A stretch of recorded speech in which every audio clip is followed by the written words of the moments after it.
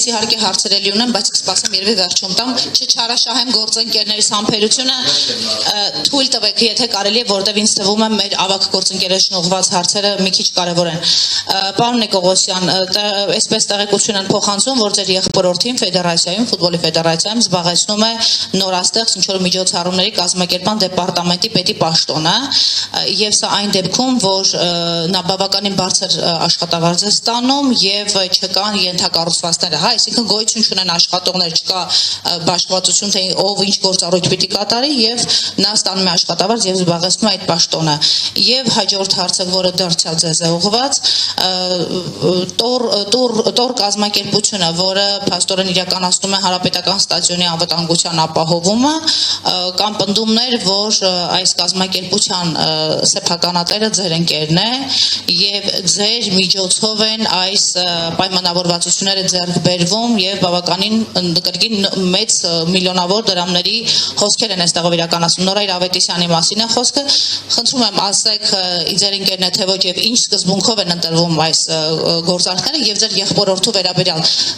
ասում են, որ 1 միլիոնը նաեւ գերազանցող աշխատավարձ է ստանում։ Իդեպ ասում են նաեւ ձեր 7 խորհրդականներն են 1 միլիոնը գերազանցող աշխատավարձեր ստանում։ Շնորհակալ եմ հարցի համար, թույլ տվեք պատասխանեմ։ Իմիջիալս տորի տնօրենը խնդրեմ ծանոթանալ, ձեր կողքը նստածալ։ Իմ ընկերը չի եղել երբեք, ես հիմա էլ կուզեի ընկեր ունենալ նման, բայց իմ ընկերը չի։ Մենք ծանոթացել ենք աշխատանքի բերենով, երբ որ ֆեդերացիայի հետ պայմանագիր եք ընկել,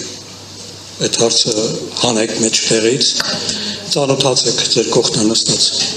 Կարծում եմ որոշակի առումով նաև Սուզի դու պիտի հիշես իմ ընկերների շրջանակը եւ նա երբևէ չի եղել։ Դա առաջինը, երկրորդ,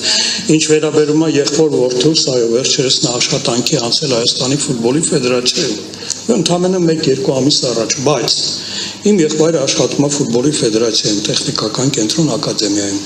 Եթե չեմ սխալվում, 10 քանի տարի, իսկ շատ առաջ ինքը այնտեղ աշխատում է թենիսի մարզիչ։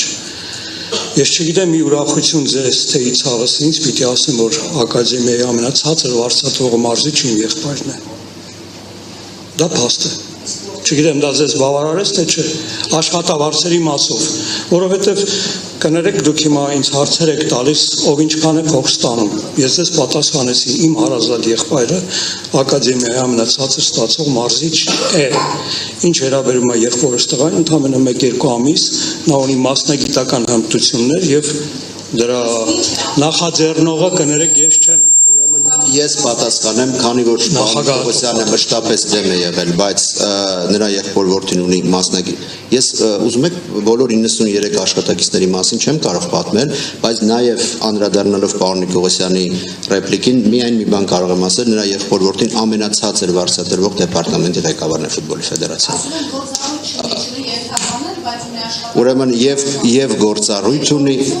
Ուրեմն եւ գործառույթ ունի, եւ ենթականեր ունի, եւ հիմա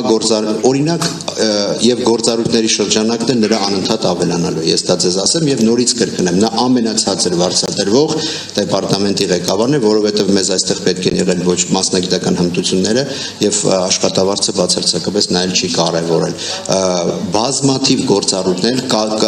կապված բոլոր կազմակերպչական հարցերի հետ, բոլոր միջոցառումներից սկսած, խաղերից սկսած ստադիոններում տարբեր տիպի միջոցառումներ, վերջացած մեր ներքին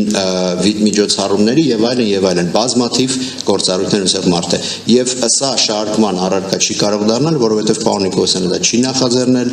եւ ինչ վերաբերում է այդ ընկեր եւ այլն, դա այս ասեկոսներն են, որոնք բացարձակապես կապ չունեն, նույն տորի ասեկոսները բացարձակապես կապ չունեն իրականության հետ։ Եթե դեմ չեք մի փոքր հնարավորություն տանք մարզական լրագրողներին, Նարին է մի վարքյան մենակ անվտանգության հետ կապված մի փոքր նկատառում անել։ Ուրեմն Հայաստանում անվտանգություն կազմակերպող կազմակերպությունների թիվը բավական փոքր է, 4-5, եթե չեմ սխալվում, առավել շատ դրանցից ռեսուրս ունեցողները 3-ն են մարդկային առումով։ Հիմա պատկերացնում եք Հայաստանի ֆուտբոլի ֆեդերացիան տարեկան քանի խաղ կազմակերպում, քանի հավաքականների համար եւ գոնե առնվազն ազգային հավաքականի համար քանի հոգի է ներգրավում դրսով ներսով մարզադաշտի անվտանգությունը ապահովելու համար։ Այդ ռեսուրսը իմ նշած 5 կազմակերպություններից ունեն 2.5-3-ը, այսպես ասենք, մասնակի։ Դրա համար Հայաստանի ֆուտբոլի ֆեդերացիան միայն Տոր ընկերության հետ չհամագործակցում, հավասարապես համագործակցում է նաև Արմոբիլ ընկերության հետ, ինչարից Արմոբիլի հետ էլի 2007-8 թվերից համագործակցում ենք։ Յուրաքանչյուրն ունի իր դերակատարությունը, աշխատանքների եւ պարտականությունների հստակ բաշխվածություն կա արդեն մոտավորապես 5-6 տարի խաղերի կազմակերպման ժամանակ։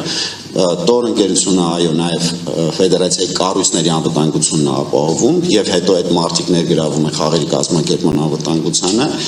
Իսկ ընդհանրապես մնացած իմ նշած 5 կազմակերպություններից ինչու են ընտրվել այդ երկուսը, որովհետեւ այդ երկուսը առաջարկել են եւ բարբերաբար դա թարմացվում է, հա, մենք մի անգամ չենք հարցելու, սպասում, բանը չենք անում, գինդ որակ լավագույն հարաբերակցությունը։